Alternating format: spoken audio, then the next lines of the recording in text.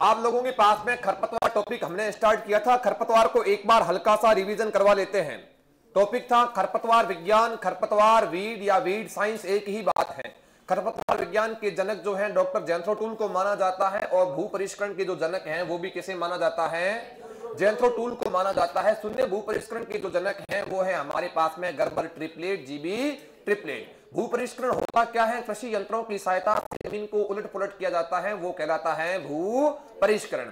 लेकिन भू परिष्करण नहीं करके आप कुछ खरपतवार नाशियों का प्रयोग करते हुए खरपतवारों को नष्ट कर सकते हो, जिसमें डाइक्वाट और पैराक्वाट का नाम सबसे स्पेशल आता है। तो प्रश्न आता है कि शून्य भू परिष्करण की रीढ़ की हड्डी किन खरपतवार नाश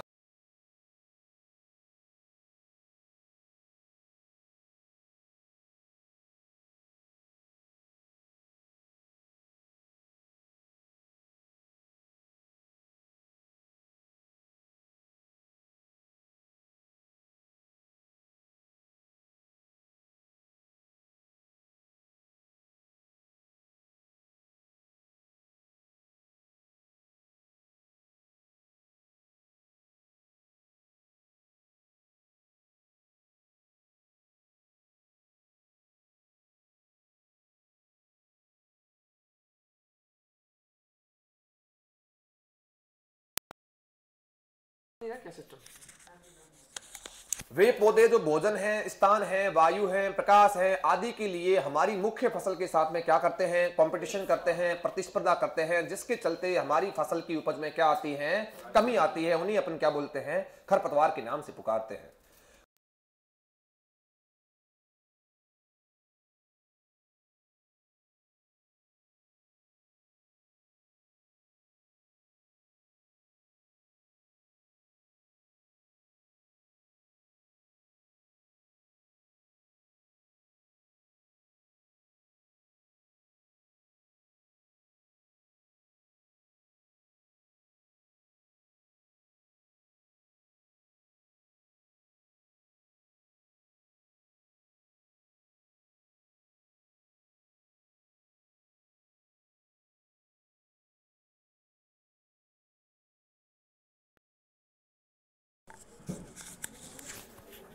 खरपतवारों के द्वारा 2015 के अंदर आसपास अगर बात करें तो ये नुकसान होता था केवल 33%, लेकिन अब ये नुकसान बढ़ के पहुंच चुका है 37%। 2023 और 24 के आंकड़े ये कहते हैं। 10 साल के अंदर इतना प्रोग्रेस कर लिया खरपतवार ने नुकसान करने की दर को लेके।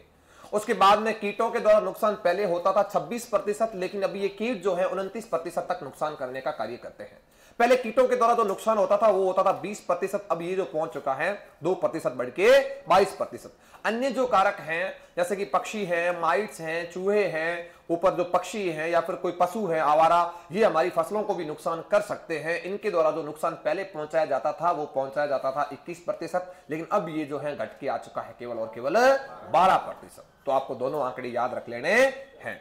आगे बात समझ में। उसके बाद में हमने एक संस्थान की बात की थी। तो सबसे पहले खरपतवार के ऊपर अनुसंधान करने का कार्य करने के लिए एनआरसी खोला गया। एनआरसी का मतलब होता है नेशनल रिसर्च सेंटर। सबसे पहले ये कहां खुला? जबलपुर के अंदर।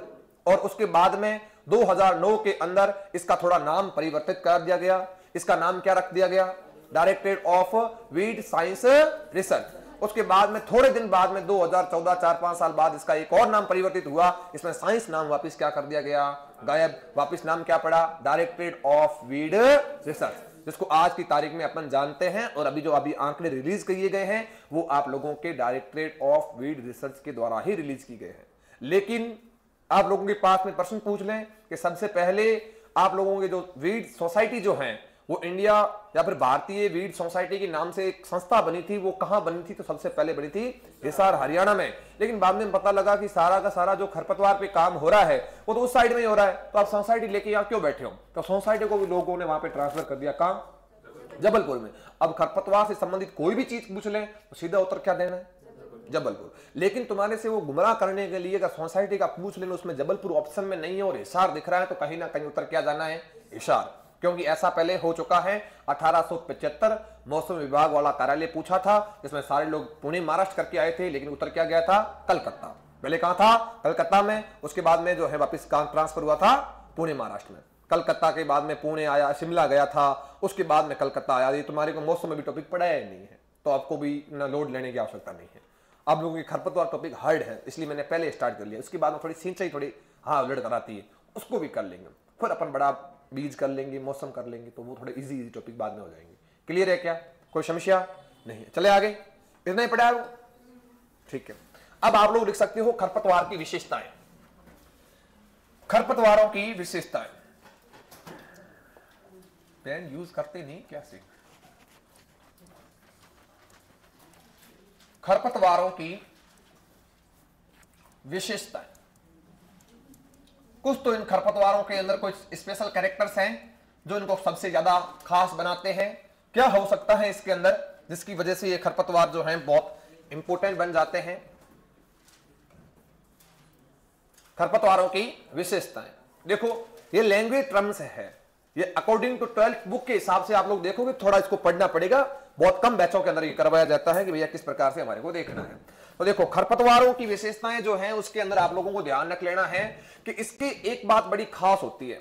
जैसे कि अगर मैं बात करूं, ये जो है अधिक बीज पैदा करते हैं, अधिक बीज पैदा करते हैं या उत्पन्न करते हैं, एक ही बात है। जैसे कि आपने एक खरपतवार का नाम सुना होगा, स्ट्राइगा।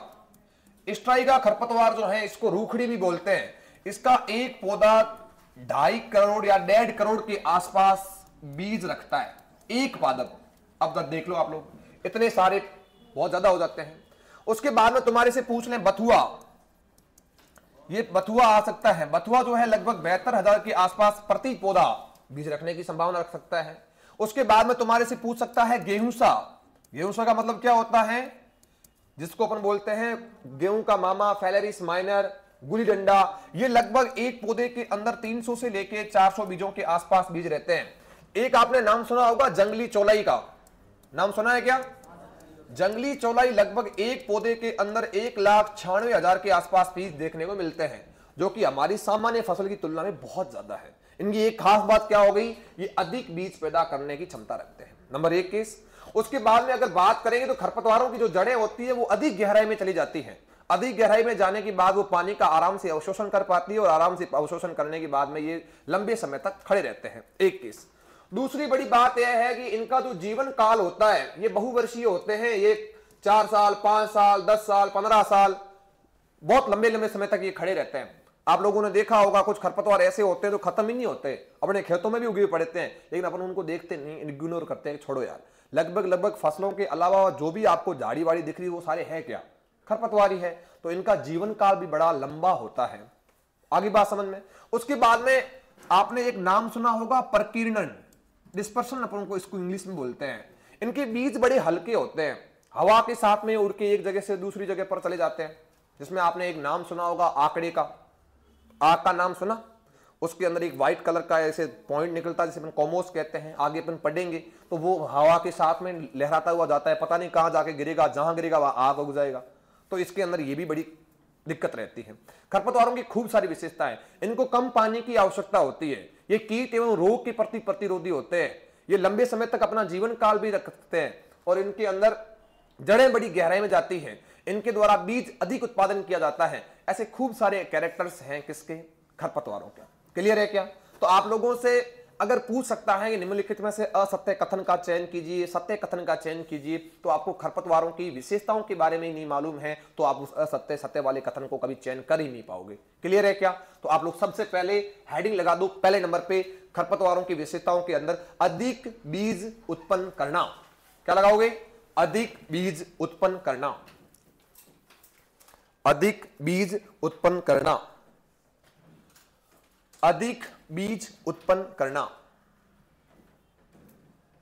अधिक बीज उत्पन्न करना। जिसमें एग्जांपल लिखो, स्ट्राइगा 1.5 करोड़ प्रति पादप, बथुआ 72,000 प्रति पादप, गेहूंसा 300 से 400 बीज। ये सारे बीज है, ये मैंने पहले कहा हेडिंग ही बीज है। जंगली चौलाई 1,96,000 बीज प्रति पादप,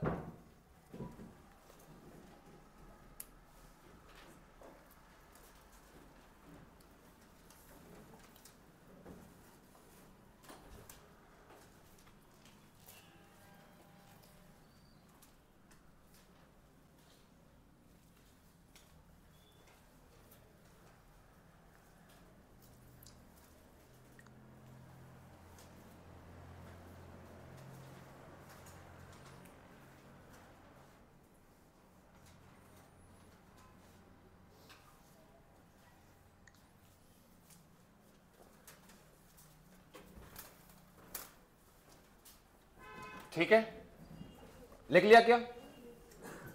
एक आपने नाम सुना होगा अमरबेल का, नाम सुना? नहीं सुना तो कोई बात नहीं, अब की बार लिख लो, उसके बाद में अमरबेल को भी देख लेंगे। अमरबेल, अमरबेल को साहब कसकुट्टा भी कहा जाता है, एक विशेष खरपतवार है रिजके के अंदर लगने वाला। इसके अंदर आप मान के चलो 16,000 के आसपास बीज बनते हैं प्रति पौधे में। प्रति पौधे के अंदर लगभग 16,000 के आसपास बीज बनते हैं। गेहूं सा 300 से 400 बीज प्रति पौधा, बथुआ लगभग 72,000, बथुआ 72,000, स्टाइगा लगभग 1.5 करोड़ से लेके 2.5 करोड़ तक बीज रखने की संभावना रखता है। जंगली चौलाई जो है 1,96,000 के आसपास बीज रखने की संभावना रखती है। अमरबेल का एक पौधे के अंदर जो है लगभग 16,000 के आसपास बीज जो है देखने को मिल सकते हैं। और ये पर्सन ध्यान रखना आया हुआ है, जंगली चौलाई और अमरबेल के ऊपर इंपॉर्टेंट केस है। क्लियर है क्या? ठीक है, दूसरा पॉइंट और लिखिए,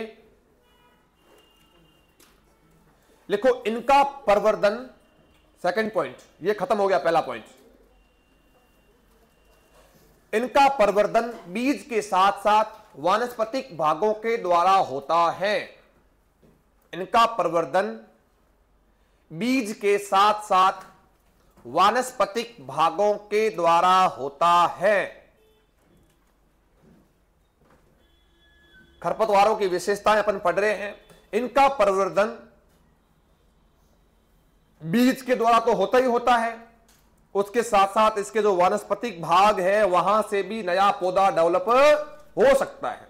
जैसे कि हिरणखुरी का नाम सुना, अपन आगे पढ़ेंगे साहब, पूरा पढ़ेंगे, खरपतवारों में प्रवर्धन टॉपिक भी आएगा। आप लोगों ने नाम सुना होगा हिरणखुरी का।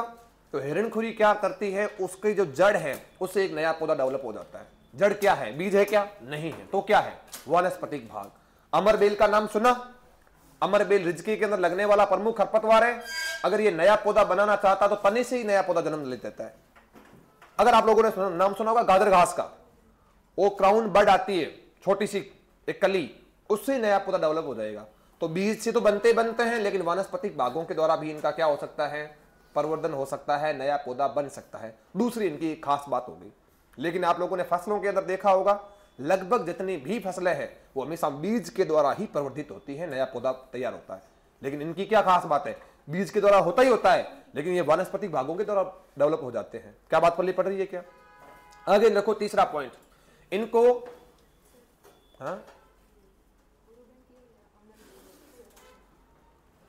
और बैंक नहीं, अमर भी कसकुट्टा नहीं, CLOS कसकुट्टा।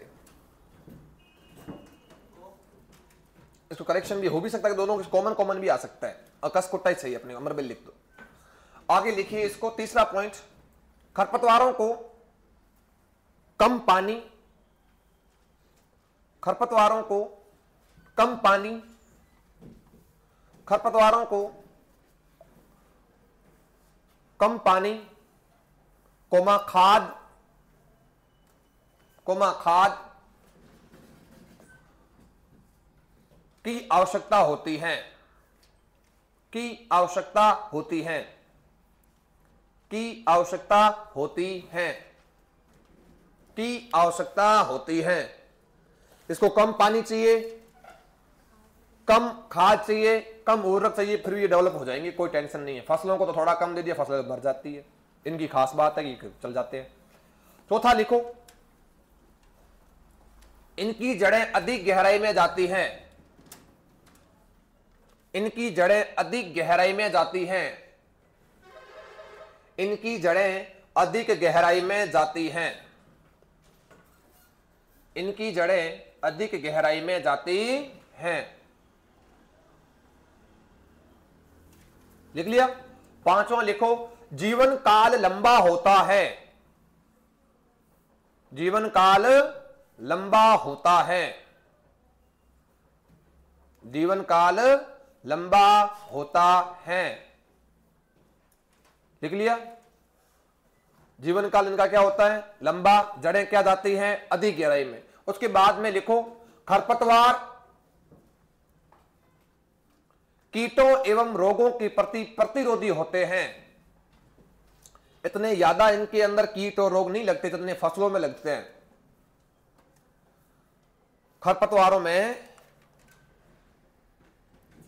खरपतवारों की क्या खास बात है? इनमें कीटों एवं रोगों के प्रति प्रतिरोधक क्षमता पाई जाती है। लिख लिया क्या?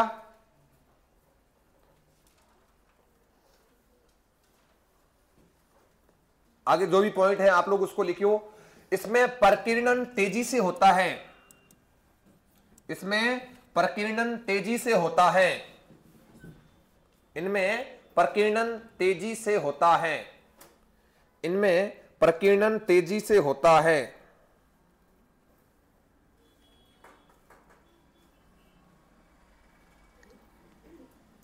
आगे पॉइंट लिखो, यह जल्दी परिपक्व हो जाते हैं, यह जल्दी परिपक्व हो जाते हैं, यह जल्दी परिपक्व हो जाते हैं तथा यह जल्दी परिपक्व हो जाते हैं तथा इनके बीजों में सुषुप्त कालिता नहीं पाई जाती है, इनके बीजों में सुषुप्त कालिता नहीं पाई जाती है, इनके बीजों में सुषुप्त कालिता नहीं पाई जाती है, इनके बीजों में सुषुप्त कालिता भी नहीं पाई जाती है। लेकिन फसलों के अंदर तो सुषुप्त कालिता पाई जाती है, इसकी वजह से वो जो है अंकुरित नहीं हो पाती। जानते हो सुषुप्त कालिता क्या होता है?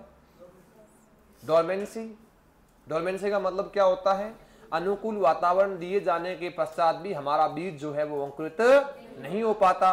क्यों नहीं हो पाता? क्योंकि उसमें क्या है? डोरमेंसी है, यानी कि सुषुप्त कालिता मौजूद है। लेकिन इनके अंदर तो मौजूद होती ही नहीं है। कम पानी भी दो तो भी अंकुरित हो जाते हैं। थोड़ा बहुत इनको मामला मिलना चाहिए, थोड़ा हल्का सा, बस ये अंकुरित हो ही जाएंगे। क्लियर हुआ क्या? ये कुछ खरपतवारों की विशेषताएं थी। इसके अलावा और भी विशेषताएं हो सकती हैं। अब की बार विशेषताएं लिखाने का सिर्फ और सिर्फ एक ही उद्देश्य है कि बच्चे का माइंड लेवल कितना है। ये कोई लिखाते नहीं है कंपटीशन में कि खरपतवार की जड़ें गहराई में जाती है, जीवन चक्र लंबा होता है, इन फसलों से मजबूत होते हैं। ये क्या है? ये कोई नहीं लिखाने वाले की बातें हैं, तुम पढ़ के आ चुके हो। लेकिन पहली बार लिखा ही मैंने इस बैच में। एक चीज का ध्यान रख लेना। सीधा ही मैं चला जाता हूं खरपतवार की हानियों के अंदर। तो दूसरा पॉइंट, नई हेडिंग लिखो, खरपतवारों के द्वारा होने वाली हानियां, और उसके बाद में सिर्फ बोर्ड पे रखना है ध्यान।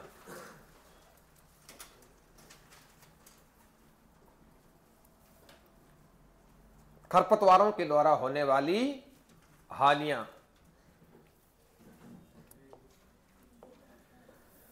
खरपतवारों के द्वारा होने वाली हानियां, हेडिंग लगा के आप लोग छोड़ दीजिएगा। क्लियर है क्या? ठीक है। अब आप लोग बोर्ड पे बढ़िया ध्यान दो, क्योंकि यहां से अच्छे अच्छे प्रश्न आते हैं। देखो, खरपतवारों के द्वारा होने वाली हानियों के अंदर हम लोग क्या देख रहे हैं, आराम से सुनना। तुम्हें पता है कि जैविक कारक, कल ही मैंने आप लोगों को एक टेबल बनाई थी, उसके अंदर कीट का भी नाम आया था, रोग का भी नाम आया था, खरपतवार का भी नाम आया था, सबके नाम आए थे। लेकिन सबसे ज्यादा जो नुकसान कर रहा था वो कौन कर रहा था? आप लोगों के खरपतवार। तो यहां पे पहला प्रश्न जाएगा कि भाई साहब, जितने भी जैविक कारक हैं उनमें से सबसे ज्यादा हमारी फसल की उपज में कमी कौन ले आते हैं? तो वो ले आते हैं आप लोगों के पास में खरपतवार। ये खरपतवार जो है 30 से लेके 35% के आसपास हमारी फसल की उपज को घटा देते हैं। सर कैसे घटा देते हैं? हम जितना भी पानी देते हैं आधी खरपतवार ले जाते हैं, हम जितना भी पोषक तत्व देते हैं आधी खरपतवार ले जाते हैं, हम कुछ और क्रियाएं करें या फिर कोई भी अपन चीजें अपनाते हैं, उसमें भागीदारी 50% तो किसकी है? खरपतवार की। इस वजह से हमारी फसल को तो माल कम मिल पाता है, तो प्रोडक्शन भी क्या होगा? कम होगा। एक बात समझ में आ गई? तो तुम्हारे से प्रश्न पूछने की पहली हानि क्या है कि जितने भी जैविक कारक हैं उसमें से सबसे ज्यादा हानि पहुंचाने का कार्य हमारे खरपतवारों के द्वारा होता है। लगभग अब आंकड़ा पहुंच चुका है 37%। पहले आंकड़ा था 33%, तो एवरेज आ गया 30 से लेके 35%। पहला केस समझ में आ गया, नंबर 1। दूसरी बात आपसे, ये तो पहला पॉइंट हो गया। दूसरा तुम्हारे से प्रश्न पूछ ले, जो हमारी फसलें हैं, उनकी गुणवत्ता जो है, उनकी जो क्वालिटी है, उनको भी ये लोग क्या कर देते हैं, डाउन कर देते हैं। फसलों की गुणवत्ता को क्या कर देते हैं ये लोग, डाउन कर देते हैं। एक आपने नाम सुना होगा C4 पादप, और एक सुना होगा C3 पादप, और एक आपने सुना होगा कैम पादप। देखिए कभी सुना? इसमें जो सबसे पॉपुलर रहते हैं वो कौन से रहते हैं, C4 पादप। C4 पादप जो है, इसके अंदर जो सबसे इंपॉर्टेंट एग्जांपल है वो तो है गन्ना, गन्ने के बाद में है बाजरा, बाजरे के बाद में है ज्वार, और ज्वार के बाद में है आप लोगों के पास में मक्का। ये प्रश्न आता रहता है कि निम्नलिखित में से कौन सा आप लोगों के पास में जो है C4 पादप है। इसको याद करने का तरीका यही है कि भैया जिनकी जो हाइट होती है, अगर वो अपने कमर से ऊपर आ रहे हैं, यहां तक आ रहे हैं, तो उनको अपन कहते हैं C4 पादप। ये तो है पहचानने का तरीका। फिर अगर ट्रिक बताया जाए तो इसके अंदर आधा अक्षर आ जाए, उनको मैं जो है वो किसके अंदर रख रहा हूं, C4 के अंदर। लेकिन ध्यान रखना कि बाजरा और ज्वार की जोड़ी हमेशा साथ ही रहती है। तो साहब गेहूं और जौ की जो जोड़ी है वो हमेशा और हमेशा किसके साथ में रहती है, एक साथ ही। तो गेहूं और जौ जो है वो कैसे पादप है, C3 पादप है। लेकिन बाजरा और ज्वार जो है वो कैसे पादप है, C4। लेकिन ज्वार के अंदर तो आधा अक्षर आ रहा है, बाजरे के अंदर आधा अक्षर थोड़ी ना आ रहा है, आपकी ट्रिक तो फेल हो रही है। तो थोड़ा सा ध्यान ये रखना है कि बाजरा जहां गूंजता है वहां पे ज्वार तो आता ही है। तो बाजरा हो गया, ज्वार हो गया, मक्का हो गया और गन्ना हो गया, ये सारे के सारे C4 पादप है। कितने लिखाए गए आपको, 4। 4 कैसे पादप है, C4 पादप है, क्योंकि इसके अंदर C4 साइकिल चलती है। अब C3 साइकिल क्या होती है, C4 और कैम क्या होता है, ये आप लोगों को प्लांट फिजियोलॉजी पढ़नी पड़ेगी। अब इतना तो टॉपिक थोड़ी चला सकते इधर के, अपने को सिर्फ नाम तो याद रह सकता है। अब मैं अगर संडे को प्रश्न पूछ लूं कि इनमें से कौन सा पादप C4 नहीं है, उसमें अगर मैंने चावल को ऐड कर लिया तो सीधी सी बात है चावल जो है वो या C3 है ना कि C4। अगर मैं तुम्हारे से जई के बारे में पूछ लूं तो C3। अगर उसके बाद में सबसे इंपोर्टेंट अगर ढूंढना चाहते हो, जो भी लेग्यूमिनेसी परिवार के सदस्य हैं वो सारे के सारे किसके अंदर चले जाते हैं, C3 के अंदर। कोई समस्या है क्या, नहीं। अब आप लोग देखिए C4 पादपों की अगर बात करें, इनसे सुपरवाइजर में प्रश्न भी आया हुआ था। इनके अंदर एक खरपतवार लगता है, उस खरपतवार का नाम है स्ट्राइगा। क्या नाम है, स्ट्राइगा। स्ट्राइगा को ही कहा जाता है विचवीड। क्या कहा जाता है, विचवीड या वीचवीड, एक ही बात है। और इसी का ही तीसरा नाम है रूखड़ी। क्या नाम है इसका, रूखड़ी। अब रूखड़ी बोल दो, विचवीड बोल दो या स्ट्राइगा बोल दो, नाम एक ही है। अब ये क्या करता है, जैसे कि हमारे पास में हमने खेत में लगा रखा है गन्ना, तो ये गन्ने के पास में आके उग जाता है। क्या, गन्ने के पास में आके उग जाता है। और ये कैसा खरपतवार है, तो ये ऐसा खरपतवार है जिसको हम बोलते हैं परपोषी खरपतवार, पैरासाइट खरपतवार। यानी कि इसको अपना भोजन लेने के लिए किसी ना किसी पौधे के ऊपर आश्रित रहना पड़ता है। तो ये किसके ऊपर आश्रित रह सकता है, गन्ने के ऊपर, बाजरे के ऊपर, ज्वार के ऊपर और मक्के के ऊपर, चारों के ऊपर रह सकता है। लेकिन स्पेशल मैं केस किसका बता रहा हूं आप लोगों को, गन्ने का। तो ये अपने को एक आप लोगों ने ट्रिक भी पढ़ रखी हुई, CLOOS, क्लोज पढ़ रखा कभी, कसकुट्टा, लोरेंथस, ओरोबैंकी और स्ट्राइगा। देखो 1 नंबर, 2 नंबर, 3 नंबर और 4 नंबर। तो देखो ये 4 नंबर क्लियर हो सकता है। C4 पादपों के अंदर मुख्य खरपतवार कौन सा है, स्ट्राइगा। इसी का तीसरा नाम क्या है, रूखड़ी, विचविट, एक ही बात है। अब ये क्या करते हैं कि भैया आप लोगों के पास में कैसे खरपतवार है, चारों के चारों परपोषी खरपतवार है। लेकिन तुम्हें इतना डीपली नहीं जाना, आगे इसको पढ़ना है। परपोषी का मतलब ये होता है जो कि अपने पोषण के लिए किसी ना किसी की दूसरी के ऊपर आधारित हो। तो ये स्ट्राइगा या तो इन चारों के ऊपर किसी में भी रह सकता है। लेकिन ये क्या करता है, मान लो गन्ने के ऊपर रह रहा है, तो अपन गन्ने को जितना भी फर्टिलाइजर एप्लीकेशन दे रहे हैं, खाद दे रहे हैं, तो आधा तो ये खा जाएगा, क्योंकि इसकी जिंदगी तो इसके ऊपर ही चलनी है। जिसके चलते हमारी जो शर्करा है गन्ने के अंदर, क्या बनेगा, शर्करा। तो शर्करा की मात्रा में क्या आ जाएगा, डाउनफॉल, कम पड़ जाएगी। तो आपसे प्रश्न पूछ लेंगे किस खरपतवार के आक्रमण से गन्ने की शर्करा में कमी आ जाती है, तो उत्तर क्या देना है, स्ट्राइगा। दूसरा नाम क्या है, रूखड़ी। तीसरा नाम क्या है, विचवीड। कोई समस्या नहीं। अब ये कैसा खरपतवार होता है, तो एक तरफ मैं मोटा मोटा बता दूं, एक होता है पूर्ण तना, फिर आता है अर्ध तना, फिर आती है पूर्ण जड़, फिर आती है अर्ध जड़। तो ये जो है एस से अपने को स्ट्राइगा निकाला है, तो ये अर्ध जड़ परजीवी है। सर अर्ध जड़ परजीवी का मतलब क्या होता है, ये जो है गन्ने की जड़ों के ऊपर रहता है। आधी जिंदगी तो स्टार्टिंग में गन्ने की जड़ों पर बिताएगा, जब खुद बड़ा हो जाएगा, स्टेबल हो जाएगा, तब इसकी जड़ों को छोड़ देगा। उसको बोला जाता है अर्ध जड़ परजीवी। आधा जीवन उस जड़ के ऊपर उसको बिता के आया है। एक होता है पूर्ण परजीवी। क्या होता है, पूर्ण जड़ परजीवी, जिसमें नाम किसका आया है, ओरोबैंकी का। ये तो पूरी जिंदगी उन पौधों के ऊपर निकालेगा, जब तक जिएगा तब तक तुम्हारे साथ में जिएंगे, आधी अधूरी जिंदगी नहीं। आगे बात समझ में, लेकिन इतना डीपली नहीं जाना, इसको अपने स्पेशल करके लिखेंगे। क्लोज वाइड ट्रेक कौन कौन से होते हैं, किस फसल के ऊपर ये रहते हैं, सारों को लिखना पड़ेगा। तो एक पहला केस आपको समझ में आ गया। तो अपने पास में एक तो स्ट्राइगा का उदाहरण अपने ले लिया, उसके बाद में देखो कस्कुट्टा, लोरेंथस, और उसके बाद में ओरोबेंकी, और लास्ट में क्या आया, स्ट्राइगा। इसमें एक और मैं एग्जांपल उठा के ले लेता हूं, जिसको एल से अपने पास में एक खरपतवार आता है। इस खरपतवार का नाम है लोरेंथस। लोरेंथस का जो दूसरा कोई नाम बता सकता है क्या? इसको बोला जाता है बर्ड वाइन। क्या बोला जाता है इसको? Bird wine. अपने को लोरेंथस ही याद रखना है, बहुत रेयर केस में ही पूछते हैं।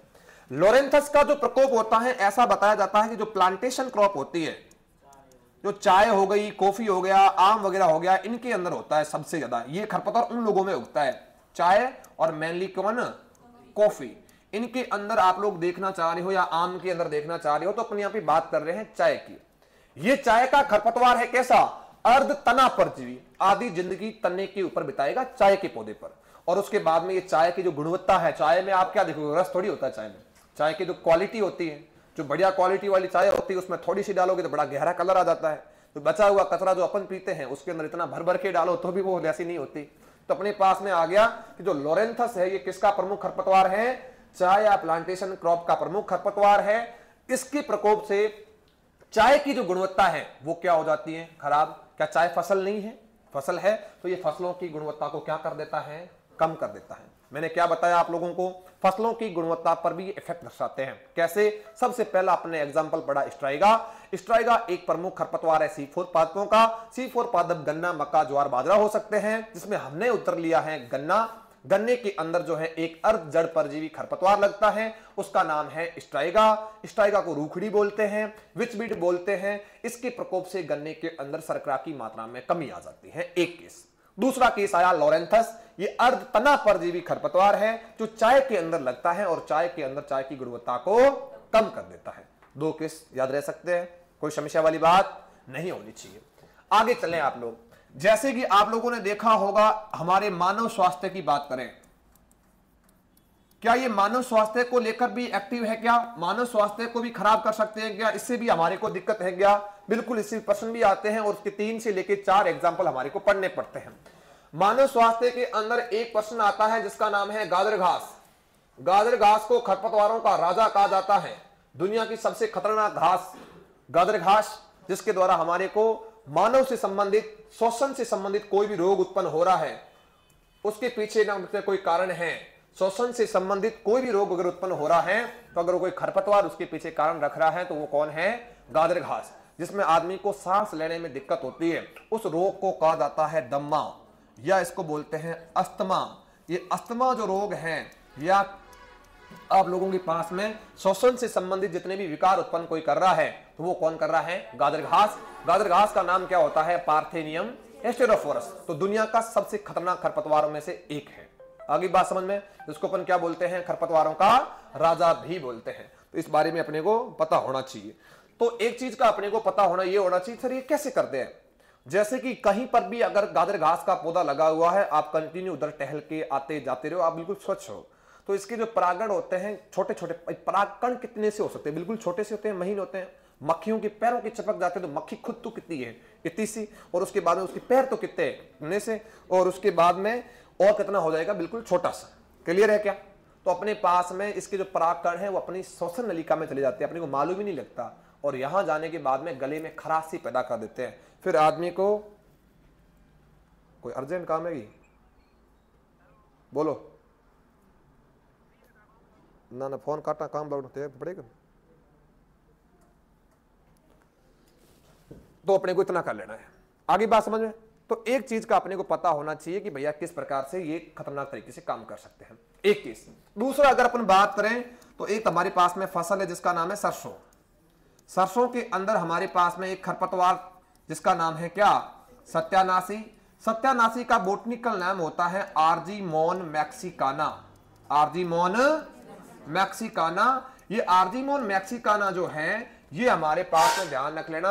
अगर सरसों के साथ में इसके बीज बिल्कुल सरसों के समान दिखाई देते हैं, अगर गाड़ी में तुमने तेल जो है निकालने की प्रयास किया, साथ साथ में इसके भी जो है बीज पिस गए, अगर इससे बना हुआ तेल अगर आप खाते हो, तो आपसे जो चर्म से संबंधित बीमारियां हैं, यहां पर इससे बोला जाता है चर्म से संबंधित उपचार में उपयोगी है ड्रॉप्सी। एक नाम सुना होगा आपने ड्रॉप्सी। एक बोलते हैं कुछ लोग ड्रॉप्सी, अपन सर्च करते हैं तो मैंने आपको बताया था घुटनों के बीच में जो जॉइंट होते हैं उसमें बीच में गैप आ जाता है, उसको कहा जाता है ड्रॉप्सी। लेकिन एग्रीकल्चर में है एक विशेष प्रकार का अंधापन, आंखों के अंदर दिखना क्या हो जाता है, बंद हो जाता है, दिक्कत हो जाती है, उसको कहा जाता है ड्रॉप्सी। ड्रॉप्सी कौन उत्पन्न करता है? सरसों के साथ में अगर सत्यानाशी के बीज मिश्रित होने के बाद में उपयोग में हमने जो तेल लिया है उसकी वजह से कौन सा रोग उत्पन्न हो सकता है? ड्रॉप्सी। अगर एक अपने पास में आता है गेहूं का आटा, गेहूं के आटे के साथ में अगर हिरणखुरी के बीज अगर पिस गए और उसका अगर आप उपयोग में ले आ रहे हो तो पेट से संबंधित विकार होने तय है। ये अपने पास में मानव स्वास्थ्य के ऊपर कितने पॉइंट बता दिए? 3। पहले नंबर पे बताया अगर गाजर घास के परागण मानव की श्वसन नलिका में फंस गए तो मानव में अस्थमा या दमा उत्पन्न हो सकता है, जो कि एक श्वसन से संबंधित बीमारी है। एक केस फ्री। दूसरा हमारे पास में आया सरसों। सरसों का प्रमुख खरपतवार सत्यानाशी होता है और सत्यानाशी के बीज के साथ, सत्यानाशी की सरसों के बीजों के साथ में पिसाई होने के पश्चात या घानी से तेल निकलने के पश्चात इस तेल का अपन प्रयोग करते हैं तो मानव में एक विशेष प्रकार का अंधापन, जिसे अपन बोलते हैं ड्रॉप्सी, उत्पन्न होने की संभावना रहती है। तीसरा आता है कि गेहूं के अंदर अगर हिरणखुरी के बीज पिस गए और उनसे बनने वाला अगर आप आटा खाते हो तो मानव में पेट से संबंधित विकार उत्पन्न होने की संभावना रहती है। 3 केस है मानव से संबंधित। अब आप आ जाओ जानवरों के ऊपर। क्या ये जानवरों को भी दिक्कत दे सकते हैं? जानवरों एवं उनसे प्राप्त होने वाले जितने भी प्रोडक्ट हैं उनकी क्वालिटी को भी ये क्या कर देते हैं? कम कर देते हैं। जैसे कि मैंने एक इंपोर्टेंट एग्जांपल चलता है, एक हमारे पास में आता है ज्वार। ज्वार का नाम होता है सोरगम हेलीपेंस। क्या नाम होता है? Sorghum bicolor. Sorghum bicolor. और इसी के साथ में एक उगती है जंगली ज्वार जिसको अपन बोलते हैं जोहानसन घास। इसका नाम होता है आप लोगों के पास में सोरगम हेलीपेंस। आप लोगों ने अगर बढ़िया तरीके से पढ़ रखा है ज्वार को तो हमें मालूम है कि भैया ज्वार का जो पौधा है, जैसे कि ये ज्वार है और ज्वार की ये जड़ें हैं और जड़ों के अंदर एक हमारे पास में नाम सुना होगा आपने, धुरिन। नाम सुना? धुरिन बोलते हैं, ड्यूरिन बोलते हैं अपन इसे। अगर मान के चलो तापमान ज्यादा हो गया, किसी ने पत्ती ऊपर से तोड़ ली या पशु ने थोड़ा पत्ता खा भी लिया, मैकेनिकल डैमेज हो गया या फिर एकदम से ज्यादा बारिश पड़ गई तो इसमें क्या होता है, ये जो ध्यूरिन है ये बनता तो कहां पे है? जड़ों में। और ये ध्यूरिन चेंज हो जाता है पौधे की पत्तियों के अंदर और ये चेंज हो जाता है, इसमें ग्लूकोज जो होता है वो तो हट जाता है और लास्ट में बढ़ता है प्रसुरिक एसिड। प्रसुरिक एसिड को अपन बोलते हैं HCN, साइनोजेनिक ग्लूकोसाइड के भी नाम से इसको पुकारा जाता है। अगर ये पशु अगर इनको चारा अपन HCN वाला खिला देते हैं तो पशुओं के अंदर आफरा होके पशु जो है बेचारे मरना स्टार्ट हो जाते हैं। इसलिए कभी भी ज्वार जब लगाते हैं तो 50-55 दिन तक कभी भी ज्वार का जो चारा होता है उसको पशुओं को नहीं खिलाना चाहिए। अगर पशुओं को नहीं खिलाते हैं, अगर आप लोग खिला देते हो कच्चा चारा तो पशु जो है अगर गर्भित है, अगर उसके पेट में बच्चा है तो बच्चा पेट के अंदर ही मर सकता है। ऐसी घटना हो सकती है। तो यहां पे क्या पाया जा रहा है? HCN। तो लेकिन यहां पे तो मैंने क्या लिखा है? जंगली ज्वार। जंगली ज्वार तो खरपतवार है। इसके अंदर नॉर्मल ज्वार की अपेक्षा ऐसा कहते हैं कि 8 से लेके 10 गुना तक ज्वार थोड़ा ज्यादा ही पाया जाता है।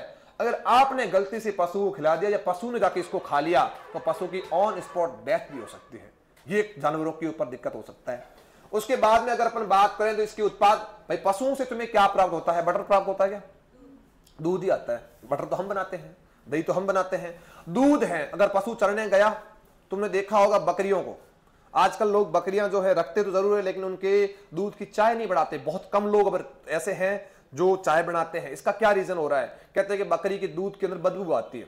बदबू क्यों आती है? गाय के दूध में तो नहीं आती।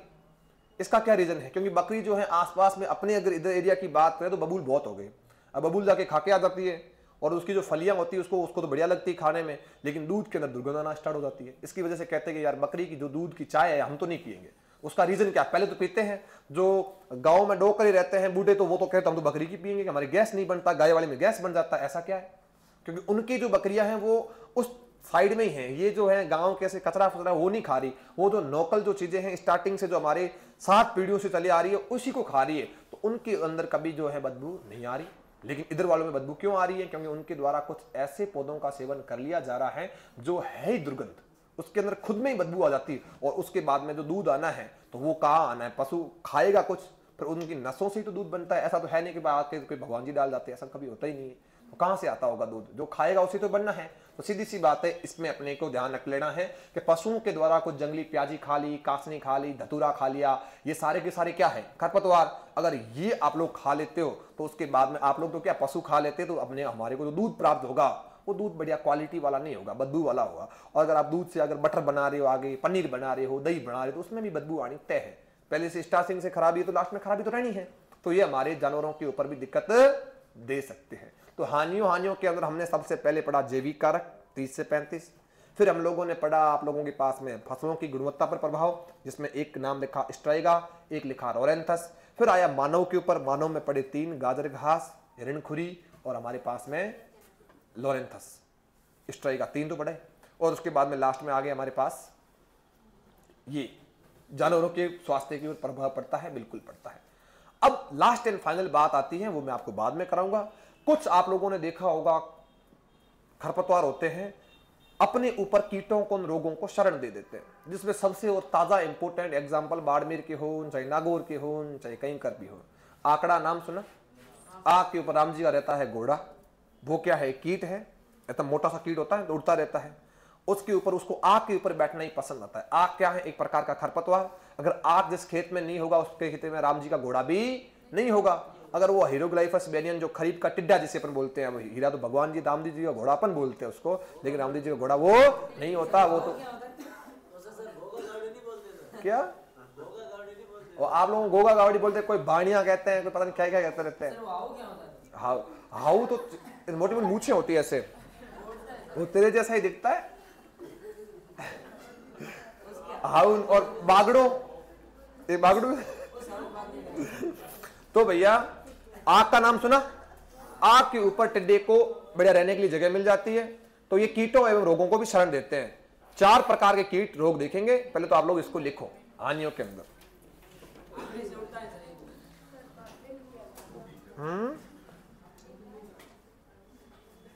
लिखो सबसे पहले।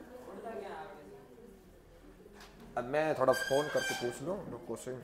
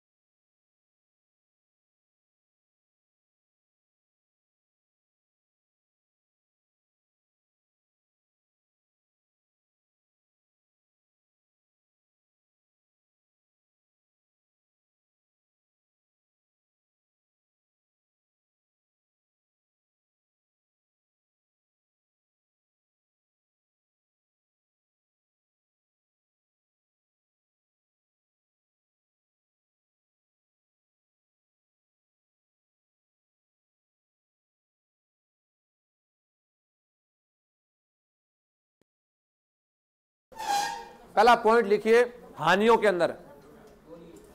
पहला पॉइंट लिखो, सभी जैविक कारकों में सर्वाधिक नुकसान, सभी जैविक कारकों में सर्वाधिक नुकसान, सभी जैविक कारकों में सर्वाधिक नुकसान, सभी जैविक कारकों में सर्वाधिक नुकसान खरपतवारों के द्वारा ही पहुंचाया जाता है। सभी जैविक कारकों में सर्वाधिक नुकसान जैविक कारकों के द्वारा ही पहुंचाया जाता है। हाँ वो तुम समझ लेना। जैविक कारकों में सर्वाधिक नुकसान खरपतवारों के द्वारा ही पहुंचाया जाता है। कोष्टक में लिख लेना 30 से लेकर 35%। जितने भी जैविक कारक है उनमें से सर्वाधिक नुकसान पहुंचाने का जो कार्य है वो कौन करते हैं? खरपतवार। कितना? 30-35 हो गया। एक पॉइंट हो गया। दूसरा लिखो, फसलों की गुणवत्ता, फसलों की गुणवत्ता हाँ कि सर 37 हो गई तो 35 से 40 होना चाहिए, बोल दिए। हाँ कोई बात, तो लिखो से, लिखो फसलों की गुणवत्ता तथा उत्पादों पर विपरीत प्रभाव। फसलों की गुणवत्ता एवं उत्पादों पर विपरीत प्रभाव। फसलों की गुणवत्ता एवं उत्पादों पर विपरीत प्रभाव। लिखा। कॉपी के टॉप पेज या फिर ऐसे लिखो, ये C4 पादप है, ये C3 पादप है, ये दो लिखो।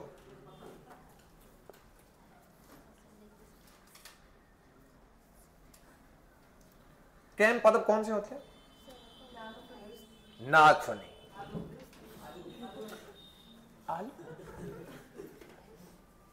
कैक्टस का नाम सुना? बस तुम लिख दो, बस कॉपी के टॉप पेज पे लिख दो C3 एंड C4। याद करने का तरीका जिसके अंदर आधा अक्षर आ जाए बस।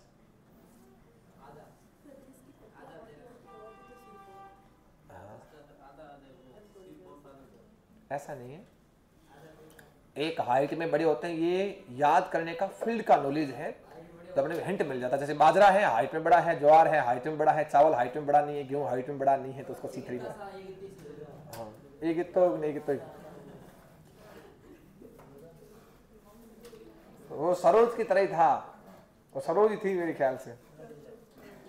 वीडियो देखा आप लोगों ने? आ गया तुम्हारे पास बाद में?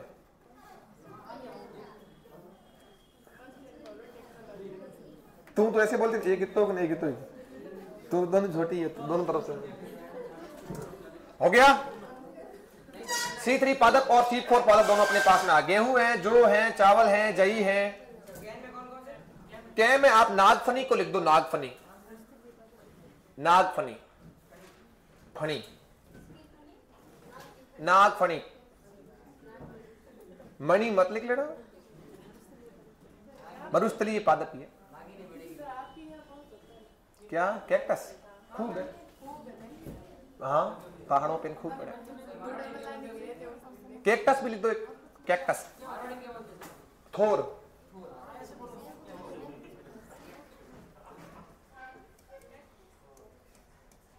कैक्टस। देखे नहीं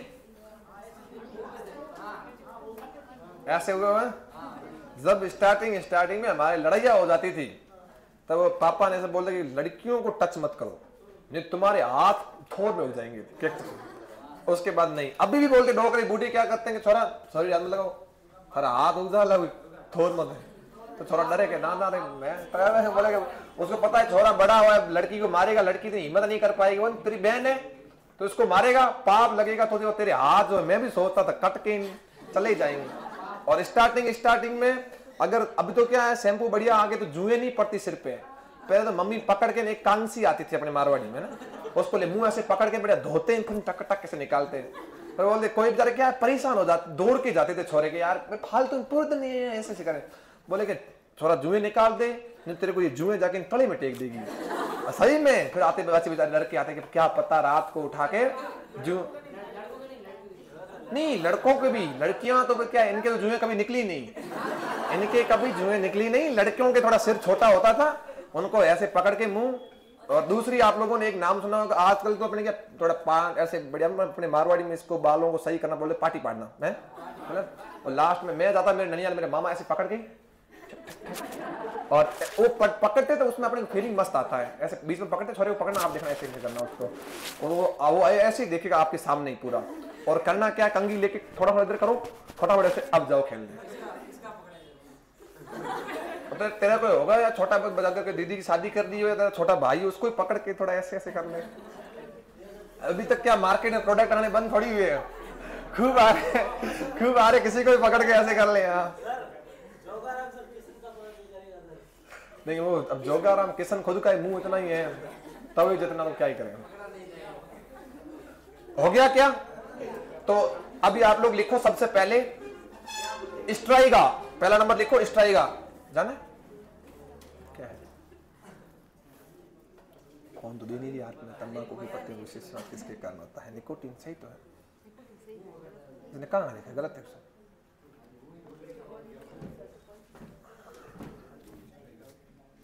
फूसा जाइंट सबकी सही है।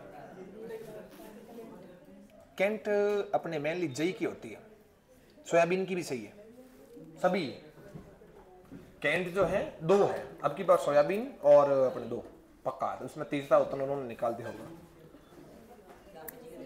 हो गया क्या? देखो स्ट्राइगा साथ साथ में लिख लो। तुम लोग क्या है कि ऐसे माहौल खराब करते हो।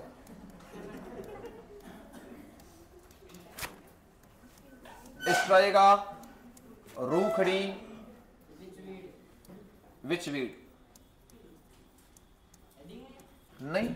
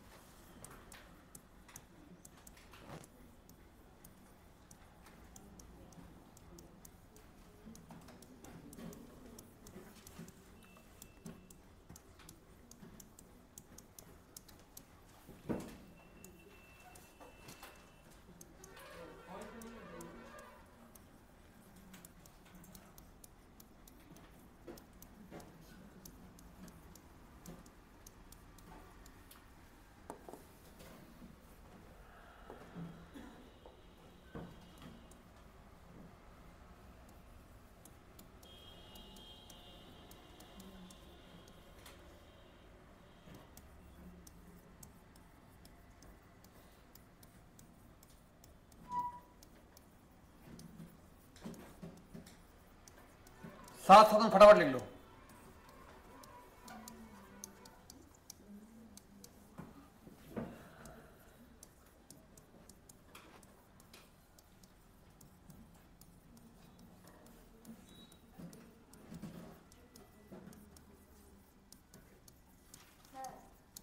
हाँ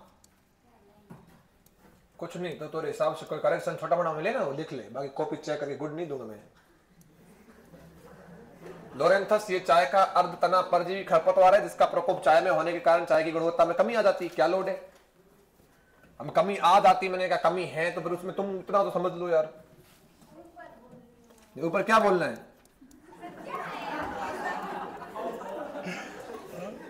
तो बता ना ऊपर कहां में पता करना है। देखो रूखड़ी, विचवीड, स्ट्राइगा ये सीथोर पातों का अर्ध परजीवी खरपतवार है। इसका प्रकोप गन्ने में होने पर यह शर्करा की मात्रा को घटा देता है। क्या खराबी है? नहीं तो इसमें तुम क्या, तुम्हें क्या कुछ लग रहा है कि तो इसमें कुछ दिक्कत है?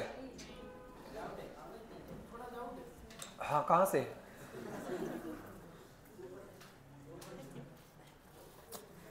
क्या खाएगा क्या कमाएगा, कभी सोचा है?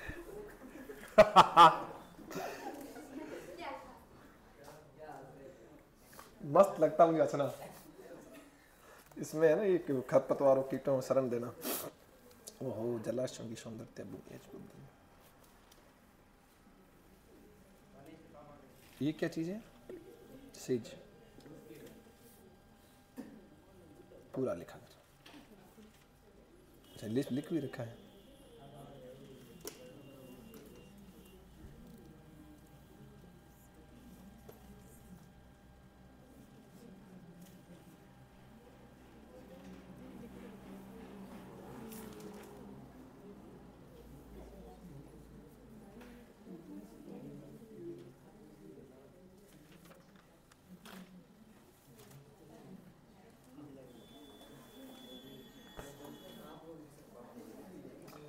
जो होगा लिख लिया क्या? तीसरा पॉइंट लिख सकते हो आप लोग, वो आटे वाला। लोरेंथस लिखा? लिखो। हिरणखुरी के बीच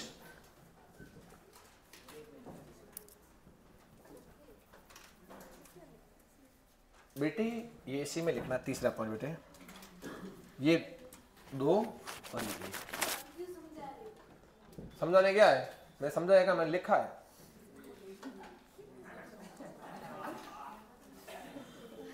और ये रोने लग जाएगी फालतू में, फिर तुम आ करते रहना पीछे। लिखो लिखो। हिरणखुरी के बीच गेहूं के साथ में पिस जाने के पश्चात, गेहूं के बीच सॉरी हिरणखुरी के बीच गेहूं के आटे के साथ में पिस जाने के पश्चात हिरणखुरी के बीच गेहूं के आटे के साथ या गेहूं के साथ पिस जाने के पश्चात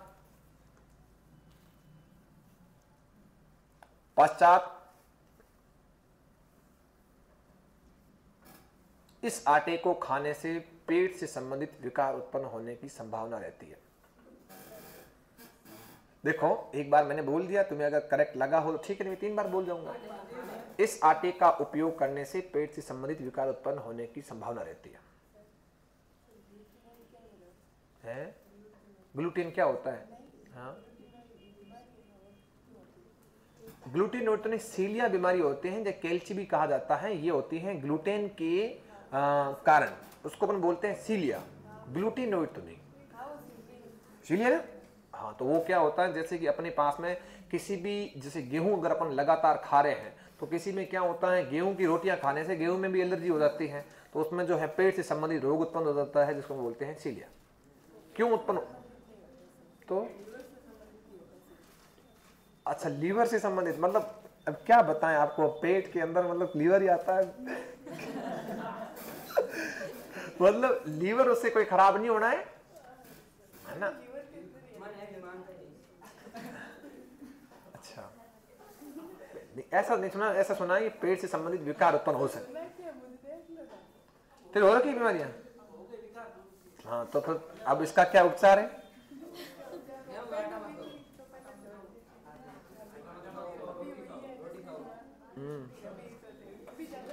हमने तो पढ़ा है कि भैया एक जो है कैल्शियम पाउडर आता है, मजा की बात नहीं है, और एक मल्लिका वैरायटी है मूंगफली की, और उसे सबसे बेहतरीन क्वालिटी का बनता है कैल्शियम पाउडर। अमित सिंह सारी मर्दों में बोलना चाहते हैं। हाँ, तो आप लोगों को ना कैल्शियम पाउडर लो खाने के साथ में, ऐसा सुनने में आया कि हो सकता है ना? ग्लूकोसाइड बीमारी तो है नहीं, एलर्जिक बीमारियां उत्पन्न करती है पेट से संबंधित। अब पेट के अंदर क्या एलर्जी होती है वो डॉक्टर जाने, पर मैंने बता दिया आपको। होशियार आदमी जो है ना उसकी, हाँ, एक बार मेरा दोस्त था, उसने जाके सर से छुट्टी मांगी कि मेरे पेट में सिर दर्द हो रहा है, तो फिर हो सकता है क्या ऐसा? तो कि नहीं, पेट छुट्टी नहीं मिलेगी। हाँ, साफ पता चल रहा है लिखो लास्ट में क्या लिख लिया, देखो मानव स्वास्थ्य पर प्रभाव।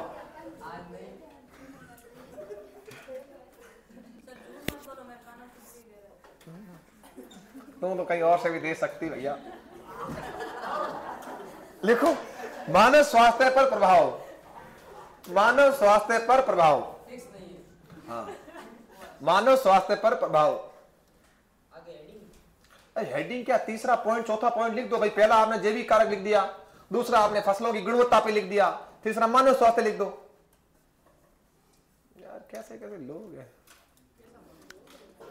ऐसा कोई है ना, कोई मैंने कहीं आगे की चीज पीछे लिखा दी, पीछे की आगे लिखा दी, ऐसा कहां है? पढ़ने वाले कहीं से पढ़ सकते हैं। C4 पादप किसी ने ऊपर लिखा होगा, किसी ने नीचे लिखा होगा, पढ़ने वाला तो आदमी है ना। मानव स्वास्थ्य पर प्रभाव, सबसे पहले लिखो, लिखो सरसों का प्रमुख खरपतवार सत्यानाशी होता है।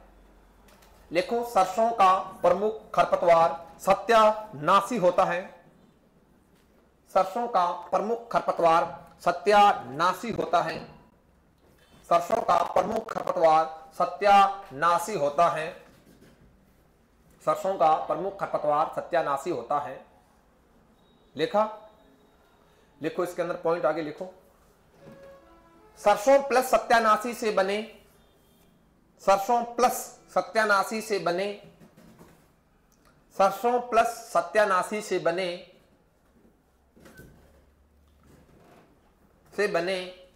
तेल का उपयोग करने से, तेल का उपयोग करने से, तेल का उपयोग करने से मानव में एक विशेष प्रकार का अंधापन का उपयोग करने से मानव में एक विशेष प्रकार का अंधापन, एक विशेष प्रकार का अंधापन कोष्टक में लिख दो भैया ड्रॉपसी,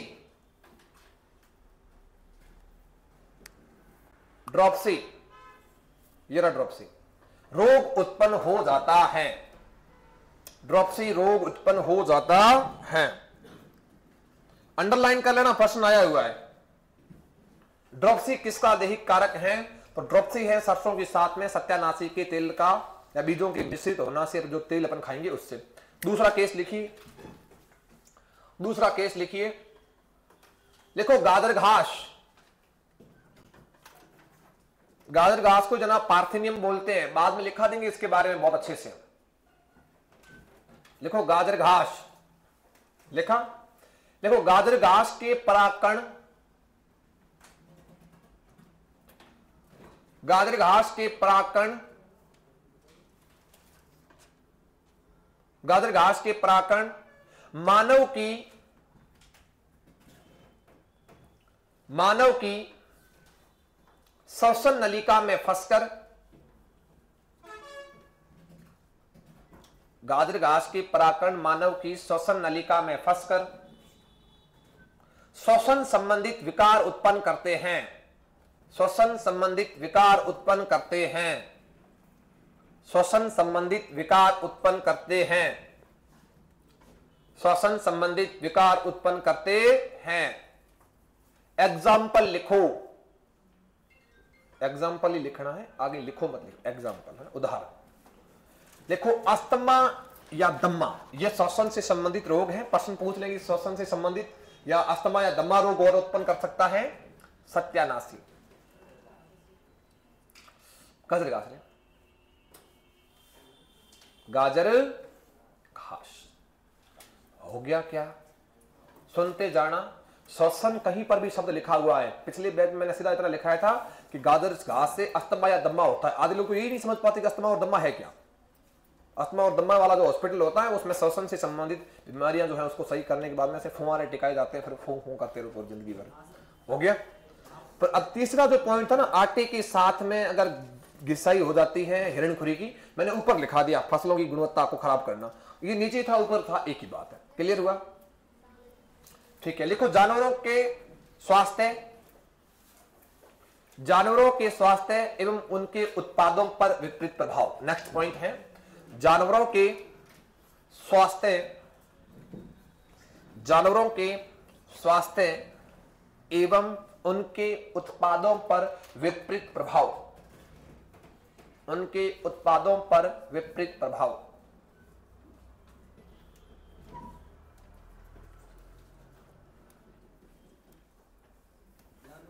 जानवरों के स्वास्थ्य एवं उनके उत्पादों पर विपरीत प्रभाव।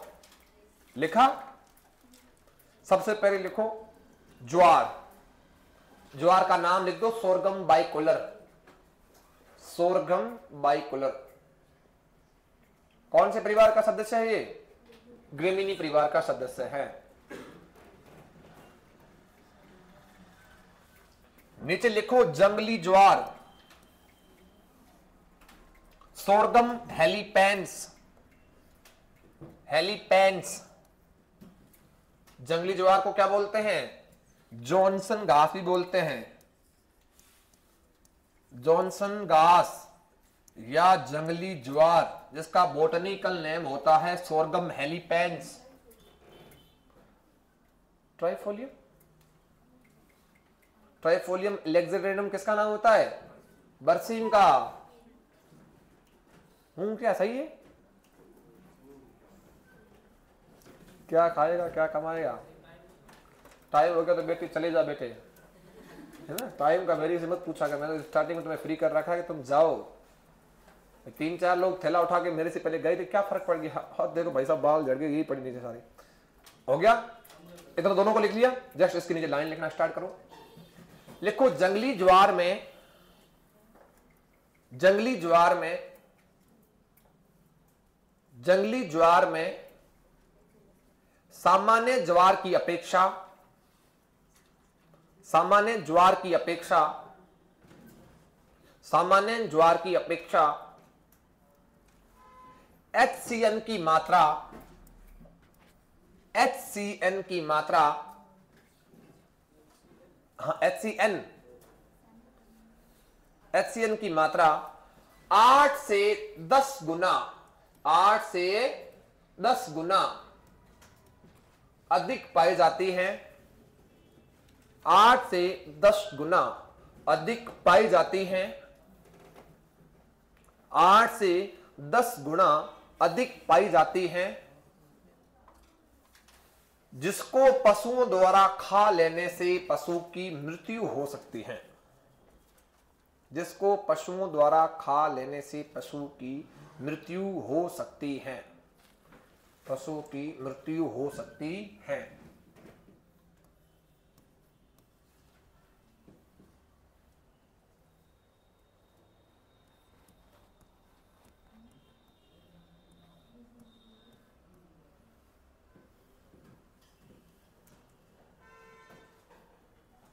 लिखा? फिर एक नोट लिखो, नोट।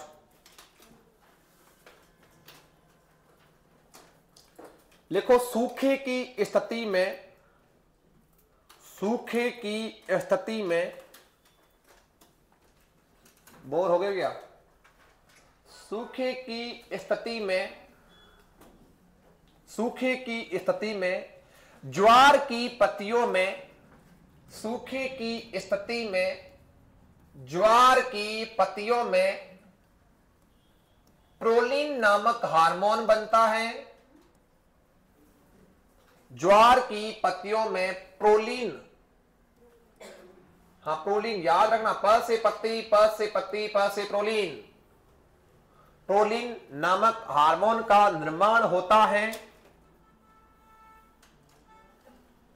तथा जड़ों में, जड़ों में लिखो धुरीन,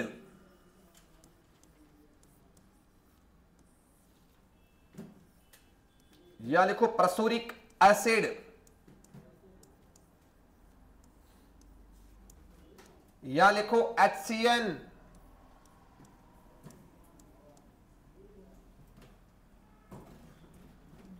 जड़ों में ध्यूरीन, प्रसूरिक एसिड, HCN का निर्माण होता है, का निर्माण होता है, का निर्माण होता है तथा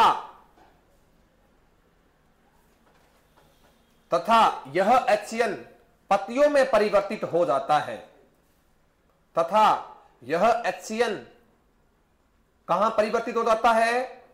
पत्तियों में परिवर्तित हो जाता है। ड्यूरिन नाम रख दो, परसोरिक एसिड नाम रख दो, HCN नाम रख दो। ये बनेगा तो कहां मोनिका? जड़ों में। पर ट्रांसफर कहां हो जाएगा? पत्तियों में है। तंबाकू का नाम सुना क्या? तंबाकू के अंदर निकोटीन नामक एक एल्केलॉइड पाया जाता है, वो भी बनता जड़ों में है, बाद में ट्रांसफर कहां हो जाता है?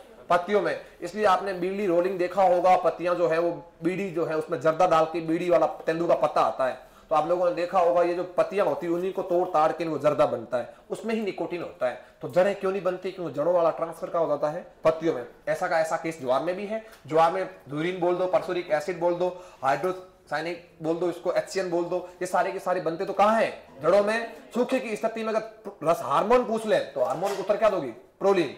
रसायन पूछ ले तो उत्तर क्या दोगी? ध्यूरीन, परसोरिक एसिड या फिर HCN। दो प्रश्न में दोनों अलग अलग है, दोनों ही ज्वार के अंदर बता रहे हैं। लिख लिया क्या? ये तो एक नोट था जो फसलों से संबंधित है, हमने यहां भी लिखवा दिया, वहां भी लिखवा दिया। प्रश्न पूछेंगे ना संडे को, तब थोड़ा मजा आएगा। उसके बाद में तुम लिखो जंगली प्याजी। एक मतलब इस सेंटेंस को पूरा करने के बाद में लिखो जंगली प्याजी, कासनी, और तुम्हें कुछ लिखा है? जंगली गाजर लिखो। जंगली प्याजी, कासनी, जंगली प्याजी, कासनी, जंगली गाजर। देखो जंगली प्याजी, जंगली गाजर और कासनी, तीन और भी हो सकते हैं, धतूरा भी लिख सकते हो, पर इतने सारे लिखने की कोई जरूरत नहीं है। को पशुओं द्वारा खा लेने से, को पशुओं द्वारा खा लेने से, को पशुओं द्वारा खा लेने से, पशुओं द्वारा खा लेने से पशुओं के दूध में दुर्गंध आती है। को खा लेने से पशुओं के दूध में क्या आती है भैया? दुर्गंध आती है। पशुओं के दूध में क्या आती है? दुर्गंध आती है। ये हमें हानि है। लिखा। उसके बाद में एक और टेबल तैयार करो। लिखो, खरपतवारों द्वारा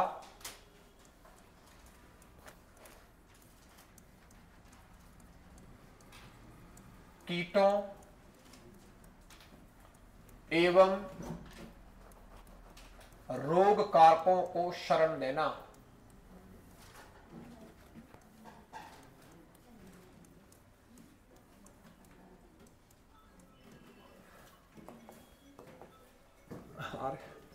अरे भाई साहब, क्रम संख्या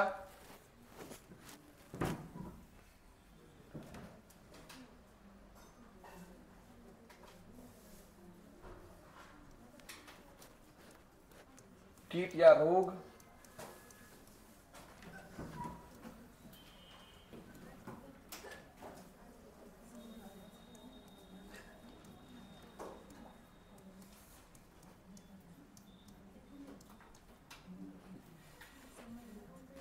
खरपतवार सीधा।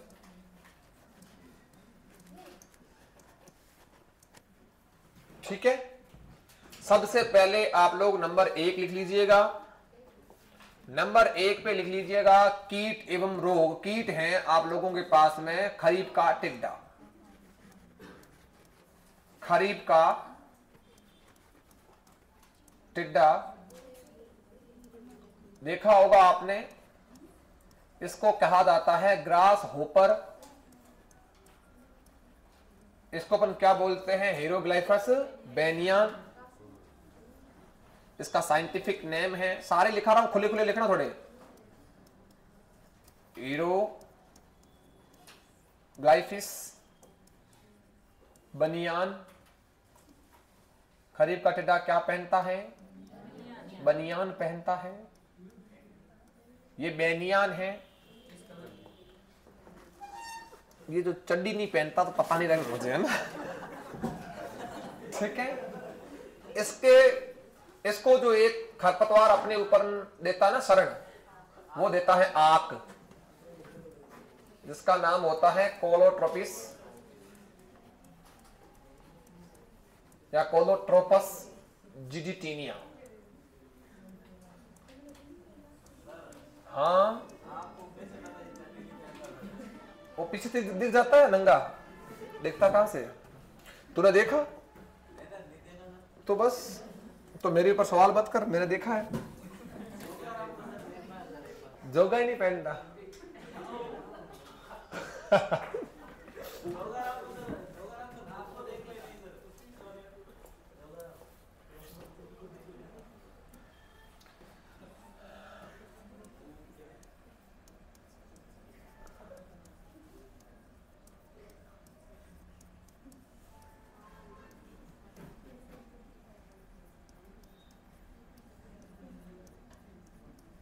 पोर्ट बोरर लिखना तो आता है ना? ले बेटे, बहुत कर दी बेटे।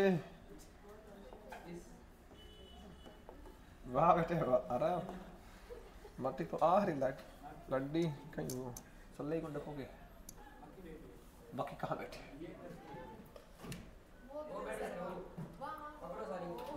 साली आराम हो, चल भाग। इतनी सी मक्खी है जगह, इतनी सी, एक बार कहीं मक्खी से मुलाकात करना देखें। होली को वर्पा आर्मी जेरा। आरजी मेरा नहीं है।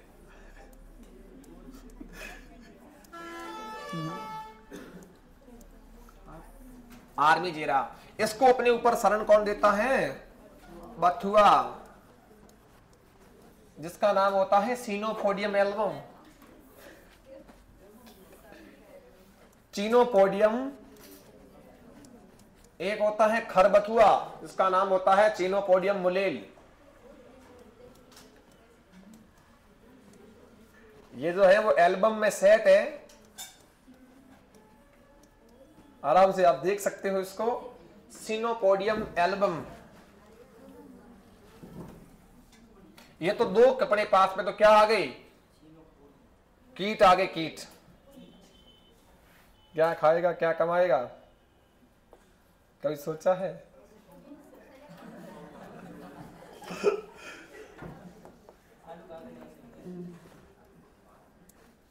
अपने पास में एक इसमें लिखना है कीट, है ना। अब उसके बाद में आ रहे हैं रोग। बाजरे का अर्गट रोग, बाजरे के अर्गट रोग की बात करें तो बनाम इसका होता है रोग कारक, और रोग कारक होती है हमारी फफूंद, और उस फफूंद का नाम है, क्या नाम है इसका? कल्वीसेप्स फ्यूजीफॉर्मिस, बिल्कुल सही बताया। स्क्लेरोस्पोरा ग्रेमिनिकोला किसका होता है? हरित वाली का। बाजरे का अर्गट रोग क्या मारता है? चोका। हाँ, कल्वीसेप्स फ्यूजीफॉर्मिस।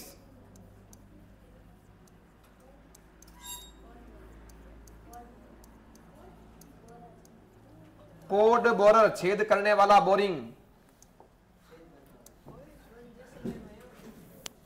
बाजरे के अर्गट घास को अपने ऊपर जगह कौन देती है? अंजन घास। इसी को अपन क्या बोलेंगे? धावन घास।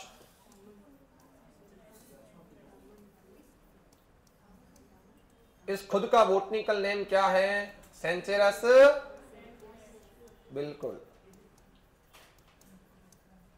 सैनक्रेस।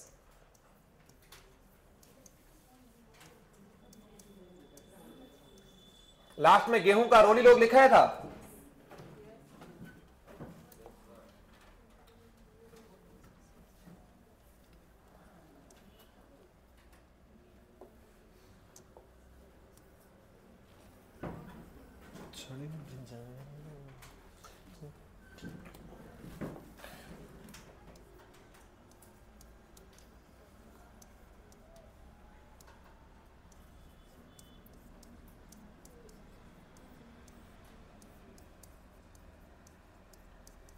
गेहूं के अंदर जो रस्ट होती है वो विशेषता 3 प्रकार की होती है, काली, पीली और भूरी। ये भी फफूंद के द्वारा ही होती है।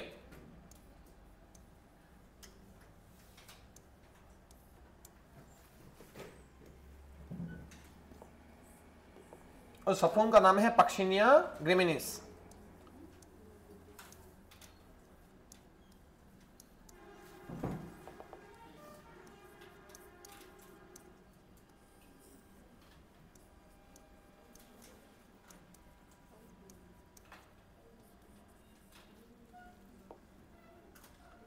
पक्सिमिया ग्रेमिनिस रिट्री सही। हो जा जल्दी हो जा भैया, आ जाओ भैया आ जाओ। हट जाएंगे रजा, हट जाएंगे। ट्रिट्री सही, बस ऐस कर, मैं इधर से हट ही रहा हूं बस। और इसको देती है क्यूब घास, इसका नाम होता है एग्रोपायरोन रिपेंस। एग्रोपायरोन रिपेंस। ये आप लोगों के पास में दो तो लिखाए हैं कीट, दो लिखाए हैं रोग। इनको खरपतवार अपने ऊपर जगह देते हैं, विरोधी कहेंगे, तो इनको लिख के याद कर सकते हो आप लोग, बड़े इजी है। थोड़े इनके जो है वो साइंटिफिक नेम याद करने में थोड़ा जोर पड़ता है, बार बार अपन पढ़ते हैं जी, सारी है।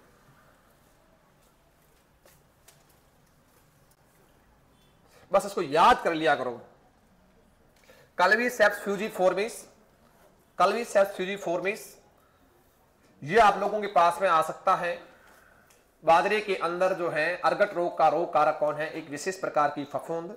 याद करने का तरीका यही है कि बाजरे का अर्गट रोग चौका मारता है, कहीं ना कहीं इसको देखो 4 आ रखा है, कल्वीसेप्स फ्यूजीफॉर्मिस, आराम से याद हो सकता है।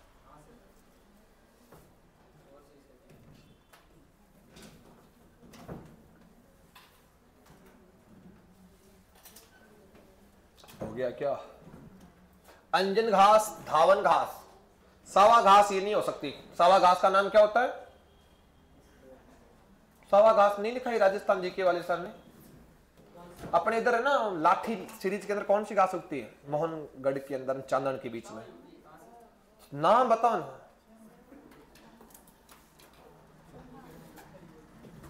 यही तो नाम नहीं लिखा रखा आप लोगों का। सावा घास भी मेरे ख्याल से इसी है, सैनक्रेस ही है, सैनक्रेस। मस्त नाम था, याद नहीं आ रहा। चलो 2 लिख लिया, 2 छोटे छोटे लिखने के बाद में फ्री करो। सेवन घास, सेवन घास का नाम क्या है? हाँ, ल्यूकस इंडिकस, मुझे आ गया, मुझे मालूम था। अरे यार यही तो इतना मस्त नाम था। अब तू सर्च कर ले, ल्यूकस इंडिकस नाम सेवन घास का पक्का है। आगे पॉइंट लिखो, साले गेंडे कर कर कर तुम लिखो, आगे पॉइंट लिखो, भूमि की सौंदर्यता में कमी लाना। 2 ही पॉइंट बचे हैं हानियों के अंदर, भूमि की सौंदर्यता में कमी लाना। भूमि के अंदर जो है उनकी सौंदर्यता है, इसके अंदर बढ़िया तरीके से ये कमी कौन लेके आते हैं? मोथा। मोथा एक प्रकार का खरपतवार है जिसका नाम होता है साइप्रस रोटेंडस।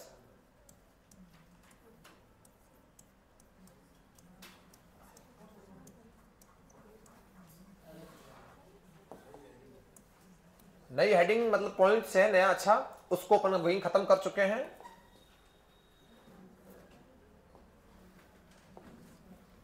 मोथे के अंदर जो प्रवर्धन होता है, इसको भी आप लोग लिख सकते हो साथ में। इसका प्रवर्धन ट्यूबर्स के द्वारा होता है, राइजोम के द्वारा हो सकता है और सकस के द्वारा भी हो सकता है।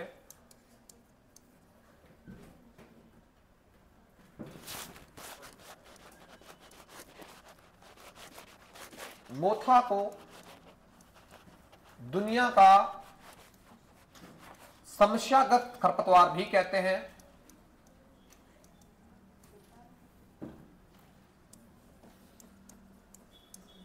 खरपतवार भी कहते हैं। क्यों कहते हैं? क्योंकि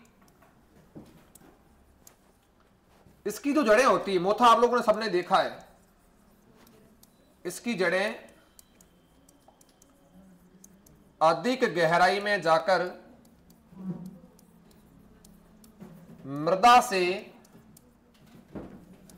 पोषक तत्वों का अवशोषण करती हैं। आई बात समझ में? इतनी लंबी लंबी जाती है। अगर आप लोग कभी गए हो खेत के अंदर, बकरी जो है इसको खाना बड़ा पसंद करती हैं और अपने ऐसी कुछ खेत में कुछ डॉट्स डॉट्स पॉइंट हो जाते हैं, वहां पे हर साल मोथा उगता है और इस मोथे को जब तोड़ने का प्रयास किया जाता है तो आदमी जोर लगाना प्रयास करे तो वो नीचे गिरने की भी संभावना रहती है। उसको तोड़ने के समय इतना जोर लगाना पड़ता है अपने को। किसी चीज को धरती में जैसे गाड़ दिया हो। हाँ भोंगले बेटे, हमने तेरा नाम बंद कर दिया कि नहीं कर दिया? खर्चा मांगती है दुनिया सरकार भैया।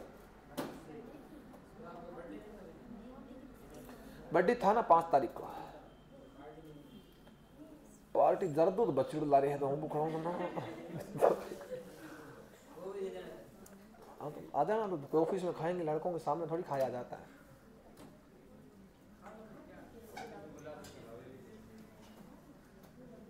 नहीं नाम पड़ जाएगा फाकी वाले सर, फाकी लेके पढ़ाने आते हैं। इसकी जड़ें बड़ी गहराई में जाती हैं, गहराई में जाती, इतना ही गहराई में पोषक तत्व सारे खा जाती है। और आगे लिख दो जलाशयों की सौंदर्यता में कमी। नहीं रुको, एक बार एक प्रश्न लिखना, एक रुकना है ना। मोथा एक सेज प्रकृति या झाड़ी प्रकृति का खरपतवार है। सेज मीनिंग होता है झाड़ी। आया हुआ है बिहार एग्रीकल्चरल ऑफिसर के अंदर 2023-24 के अंदर। मोथा एक सेज, SEDGE, सेज यानी कि झाड़ी। मोथा एक सेज झाड़ी, मोथा सेज यानी कि झाड़ी प्रकृति का पद होता है। प्रकृति का पादप होता है। लेकिन मोथे में परिवर्तन किसके द्वारा होता है? ट्यूबर्स के द्वारा। राइजोम, आ रखा है प्रश्न, स्टार लगा सकते हो, आ रखा है प्रश्न, स्टार लगा सकते हो। भूमि की सौंदर्यता को कम कैसे? भूमि तो बढ़िया थी, भूमि की तो मिट्टी तो पौधों की लगना इनका सबसे अच्छा माना जाता है, लेकिन ये जड़ें जो है बड़ी गहराई में जाएगी और मिट्टी से वो पोषक तत्व सारे अवशोषण कर लेगी। यस वन बोलो, क्या कह रहे चारी इंद्र में? हाँ, परकंद लिख दो, लिख दो परकंद है। परकंद लिखाया था, राइजोम लिखाया, सकस लिखाया और क्या लिखाया? 3-4 लिखाया। ठीक है, परकंद हिंदी में सही है, परकंद आया हुआ है। एक लास्ट में पॉइंट लिख दो, जलाशयों की सौंदर्यता में कमी लाना। जैसे जलाशय, जैसे जलकुंभी, जैसे जलकुंभी, जैसे जलाशय। वो बोले कि ऐसे क्या ट्रिक है, तू बता दे।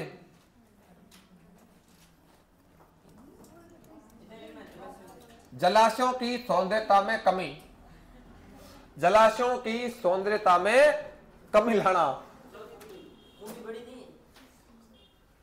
हो गया, जलाशयों की सौंदर्यता में कमी लाना। डैश करके लिख दो जलकुंभी। जलकुंभी का नाम क्या होता है? आइकोर्निया ट्रेसिप्रेस।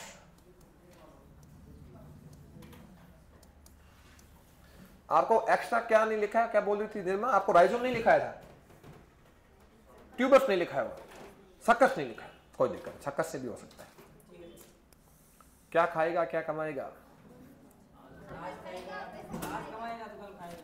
ठीक है, तो ये आपकी हानियां क्या हो चुकी है? The end. कल क्या पढ़ेंगे? लाभ।